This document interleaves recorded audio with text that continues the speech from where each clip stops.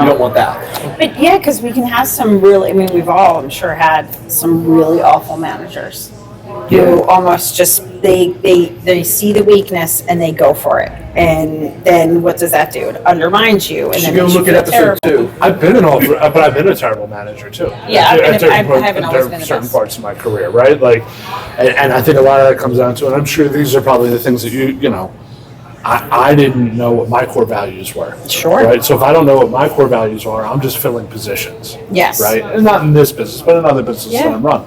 So I just need a body, right? Like I need somebody. It doesn't matter who. You know what I mean? Like if you showed up and you could either fill out the form or have somebody else fill it out for you. Right, you had enough sense to bring someone to. Right. Even if you couldn't fill out the application form, but you showed up, we were willing to give you a shot. Right. Yeah. And when we didn't invest, you know. Again, we're in this position where we're constantly, you know what I mean? Like, you become an HR specialist, right? Like, to some degree. And people are coming in, they're going out. People are coming in, they're going out. It's just a rotating. And I think that there's a great opportunity there for, like, I got my internship through college. And I was a non-traditional age student. I like to do everything a bit differently. But I didn't start college until I was 21. So 3 years ago. Yes, 7 years ago. So I didn't start college until I was 21, and I went to community college for 2 years in Philly, because I had already moved to Philly, and I was sort of figuring my world out. And then I ended up going to an all-women's Catholic college out of the main Rosemont. Yeah. And I got accepted to Villanova and Bucknell, but I toured them, and I'm like, nope, I will fail out of these schools immediately. So naturally, I chose an all-women's Catholic college. You two know me well enough that that's not exactly where you'd put me. Sure. But it was good, it was focused. But what we did is I would sit with the non-traditional age students, even though I was at the time 24. These are all moms going back for their second round of education. But the career counselor sat there. So I would talk to her, and then one day I said, I'm like, hey, if there's any internships. So one day she comes in, she's like, oh, there's an internship for Smith Klein Beecham. I'm like, done. And at the time, you faxed your resume over, and they're like, this looks good. Pigeon? Yes, career pigeon, definitely. But there's tremendous opportunity in looking at, there's so many colleges around here. There's a dense amount of kids, especially in this era of our economy, that have really no runway, and they don't know what to do, but yet they've figured out their major in school, but then how do you get there? So there's, even if the person didn't intern for you, but that's a good way to backfill your entry-level positions, is looking at the local colleges and going to a college fair, and literally you're showcasing. So we've had an intern 2 or 3 a year for the last 15 years. Yeah. We've hired a lot of them. One rose to actually running part of the company for us. That's been a great source for us, because it's no bad habits come with them. Yes. Which is the best part from the employer. Yeah. I think some of the ways you talk about being an awful owner, boss, I feel like I'm in that pool in such a way that I give too much autonomy and not enough structure. I look at structure as rules, and everyone knows. You know how you feel about that. And I feel like I don't want to impose rules, but how that burns you is it doesn't give people structure, and they don't feel secure. Plus, they can take advantage of your kindness, which I would imagine happens. And there's a level of familiarity where they feel as though because you're cool.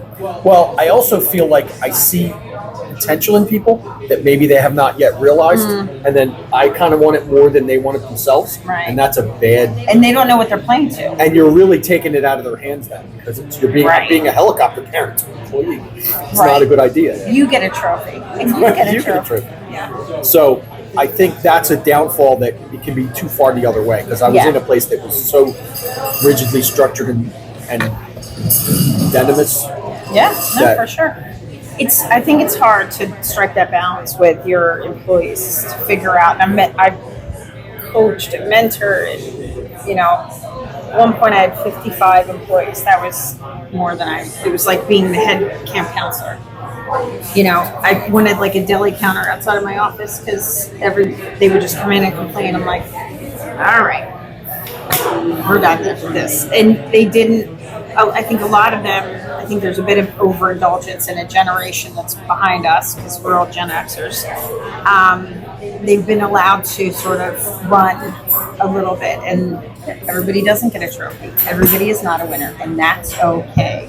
Because if everyone was a winner, is it game over? Are we done?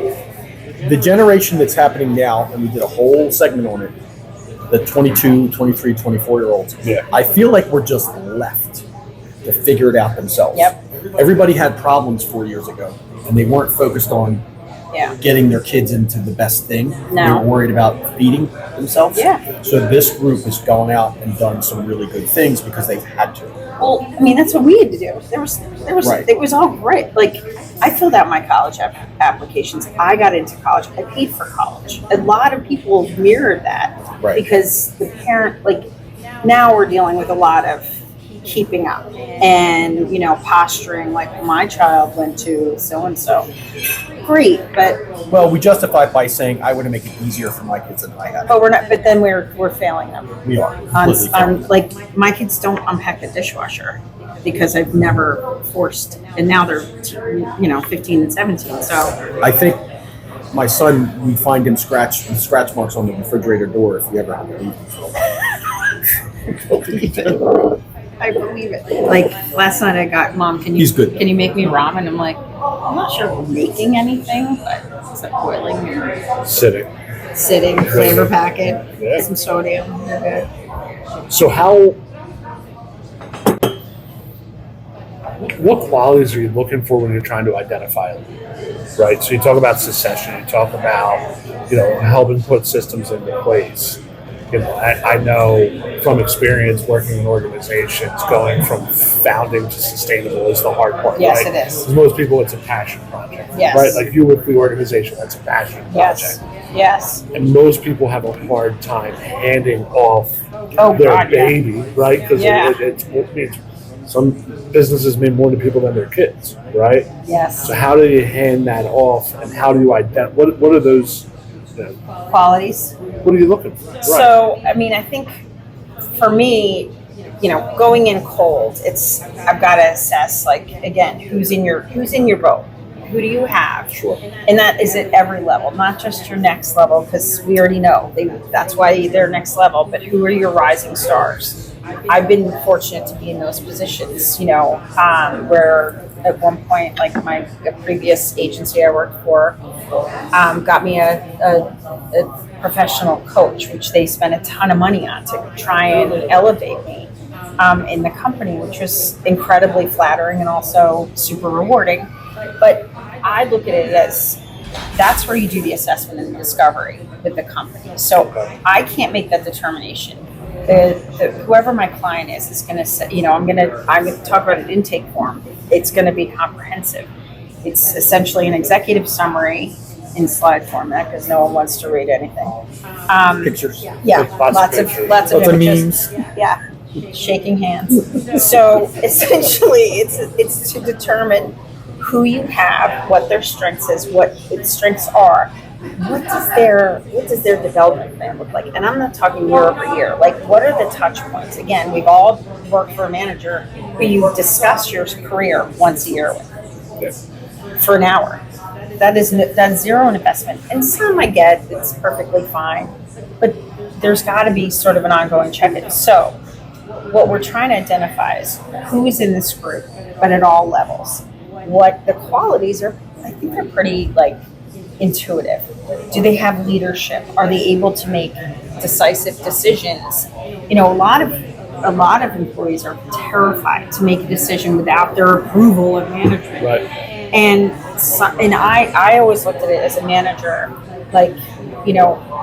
there are many ways to get to the solution. It may not be the one you would have chosen, but you still have the same outcome, so who cares? And it prevents you from scaling, honestly, if you get involved in every single oh my God, you can't. And more importantly, I want them to have the autonomy to make decisions because that's what's going to get them to the next point. There's a gut check and all that stuff. But it's very important to see who has leadership potential, even in their small sphere, because that person is gonna go up in the ladder, and they're gonna be an influencer, and then they're gonna be an even bigger influencer.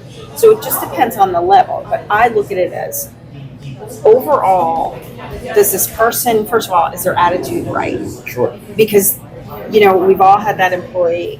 I haven't, but I'm sure you guys are not that way, but there's a cancer from a bad employee, and if that takes hold, then you have a bit of a groundswell where there's a few people who are annoyed, and they're going to create a bit of dissension in the ranks, and that's brutal, and that We've has had to a be couple cut over the off. I've been on both sides. Yeah. You know what I mean? Like, same. because We if all you have. become, if you feel like you're not being effective, if you feel like you're being passed over, Yeah, you yeah. can go from Being superstar, right, to like Tanking. super. Yeah, I've been on both sides of it too. Yeah. And especially like I've been in agencies because my land was essentially just think Mad Men, Right.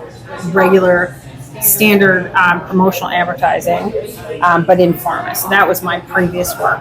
But what ends up happening is you essentially, you're part of the, like you become part of the problem. Sure. And no, thank you. I don't want to be a limit to success in whatever capacity that looks like. But when you're identifying sort of my client, when I'm identifying it, the biggest thing for me is, are they receptive? Are they willing? Right. So that's, I guess, the bigger question. Like, is it harder to identify who's going to come up or who's willing to let go of?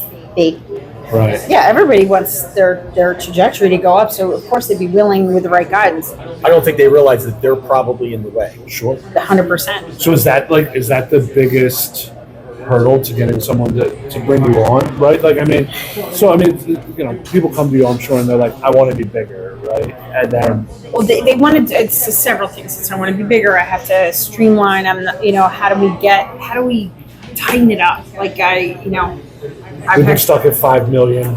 So if I can cut costs, does that make me more profitable? Right? Yes, the answer is yes. But you looking at it from an entire, I want to see finances. I want to see the financials year over year and understand where, because there's also a lot of fat. We see that everywhere. What are you spending your money on and how? We talk about cost for marketing. I mean, we're all in that group in some capacity. Sure. Is it, we all know marketing is, it's a write-off. They still have to spend the money. You still have to have the money. You still have to have the money to spend the money love when to people write say, it "Oh, off. do that, it's It's a just a write-off. But I found the biggest But if challenge. you don't spend it, then you can't earn it. Right? Like, It's this loop. But I think Are you that, talking me into marketing? I don't know if you know what you do, but you market. So I think the challenge is the willingness, really, and that doesn't matter because I've had clients that that are owners and they empower me to do this, but then the next level is resistant, and so I need for that person to get his or her team on board because I'm ineffective unless. Sure. And the problem is, and I can't say this enough. I don't want their job. I don't want your job. I have my own job. You need to do your job, but I am trying to help you do it more efficiently, which frees you up to push down to the people that you need to, so then you can elevate yourself and show your how do you develop your core value and really drill down on that and become a subject matter expert. That's where you want the person to grow to. And whatever, you don't all have to kill it and be like the leader of the free world. I think you can be incredibly successful and have joy and fulfillment without, Well, and everyone's got different goals. Some Absolutely. isn't to grow to an extent. Some is just super maintain. efficient, Yeah. lean and mean. That's a reasonable goal Yeah, for for any sure. company, I would think. No,